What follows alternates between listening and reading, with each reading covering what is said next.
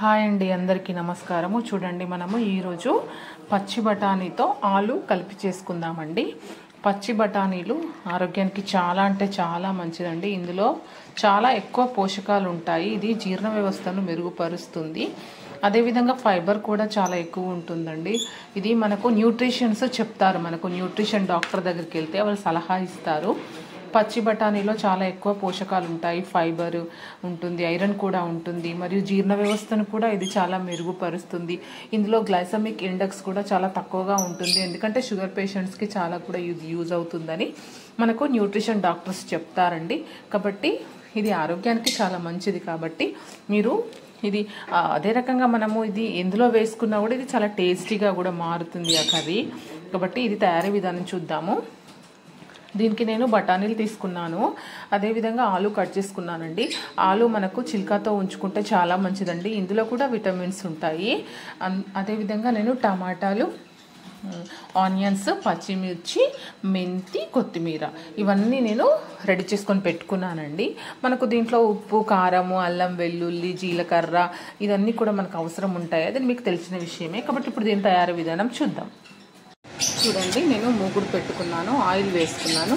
ఇందులో జీలకర్ర, ఆవాలు, ఉల్లిగడ్డ, పచ్చిమిరపకాయలు,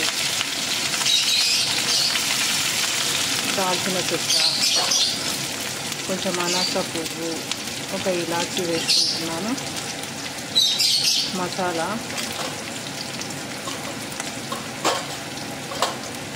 అదేవిధంగా కొంచెము నేను కస్తూరి మెంతి వేసుకుంటున్నాను, పచ్చిమెంతి కూడా వేసుకుంటున్నాను. ఇప్పుడు ఇవన్నిటిని మనము కలుపుకోవాలి. ఇందులో ఒక బిర్యానీ ఆకు వేసుకుంటున్నానండి. అదేవిధంగా మనము ఇప్పుడు ఇందులో అల్లం వేసుకున్నాము. ఈ అల్లము మనము పచ్చివాసన పోయేంత వరకు దీన్ని చక్కగా వేయించుకోవాలి. చూడండి, మనకు అల్లం ఫ్రై అయ్యింది. ఇప్పుడు మనకు రుచికి సరిపడా సాల్ట్ వేసుకోవాలి. అదేవిధంగా సాల్ట్ వేసుకున్నాం కదా, నెక్స్ట్ మనము దీంట్లో పసుపు వేసుకుందాము. ఇప్పుడు మనము వీటిని చక్కగా కలుపుకుందాము.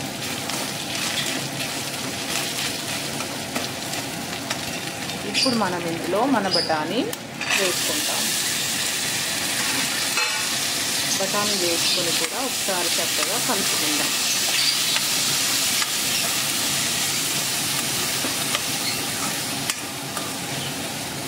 ఇప్పుడు మనం కట్ చేసుకొని పెట్టుకున్నటువంటి ఆలుగడ్డలు కూడా ఇందులో వేసుకోవాలి.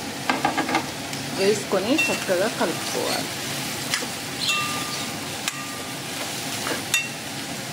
చూడండి, నేను వీటన్నింటినీ కూడా చక్కగా కలుపుకొని ఇప్పుడు నేను దీనిపైన మూత పెట్టుకుంటున్నాను. దీన్ని ఒక 5 నిమిషాలు ఉడకనిద్దాము. చూడండి, 5 నిమిషాలు మూత తీసుకొని చూసుకుందాము. మన ఆలు ఆల్మోస్ట్ ఉడికినట్టేనండి. ఇప్పుడు ఇందులో మనము టమాటా వేసుకుందాము.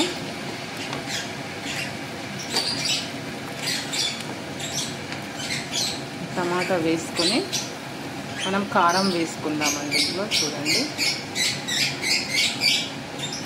మీరు ఎంత తింటారో అంత వేసుకోండి కారం.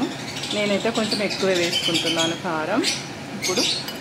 ఇప్పుడు ఒక 5 మినిట్స్ దీనిపైన మూత పెట్టేసుకుందాం. చూడండి, మన కర్రీ ఒకసారి చూద్దాం. టమాటా వేసుకున్నామండి. చూడండి, కలుపుకుంటున్నాము. ఇప్పుడు ఇందులో నేను కొన్ని వాటర్ వేసుకుంటాను. వాటర్ వేసుకొని మళ్ళీ దీన్ని కలుపుకుంటాను కర్రీని.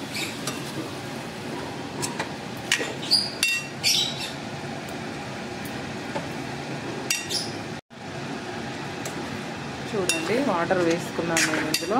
ఇప్పుడు ఇందులో మనము ధనియాల పొడి వేసుకుందాము. అదేవిధంగా ఇందులో కొంచెము కొబ్బరి కూడా వేసుకుందాము. వేసుకొని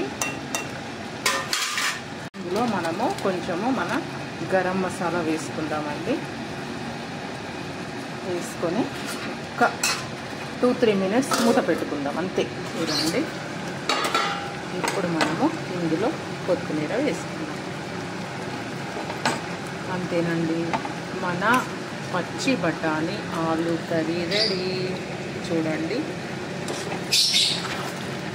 ఆలు బఠానీ నచ్చని వాళ్ళు ఎవరు ఉంటారండి? ఎవ్వరూ ఉండరు. అందరికీ కూడా ఈ కర్రీ చాలా ఇష్టమే ఉంటుంది. కాబట్టి చూడండి, ఇప్పుడు మనము సర్వ్ చేసుకోవడమేనండి.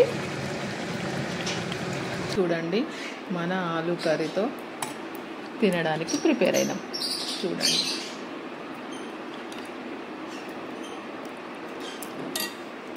ఎంతో రుచికరమైనటువంటి ఆలు కర్రీ అండి. రైస్ ఈ రకంగా ఎందుకు ఉందనుకుంటున్నారా? ఇందులో నేను రాగిపిండి వేసుకున్నానండి. ఒక 2 స్పూన్స్ రాగిపిండి వేసుకున్నాను కాబట్టి నాకు ఈ కలర్ వచ్చింది.